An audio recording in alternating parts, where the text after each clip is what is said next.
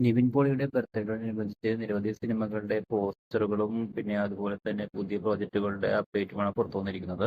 കഴിഞ്ഞ ദിവസമാണ് അദ്ദേഹത്തിന്റെ 40ാമത്തെ ബർത്ത്ഡേ ആഘോഷിക്കുന്നത്.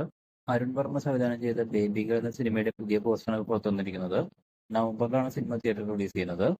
ജോർജ് ഫിലിപ്പ് റോയും സന്ദീപ് കുമാറും ചേർന്ന് സംവിധാനം ചെയ്ത സിനിമയാണ് ഡിയർ സ്റ്റുഡന്റ്.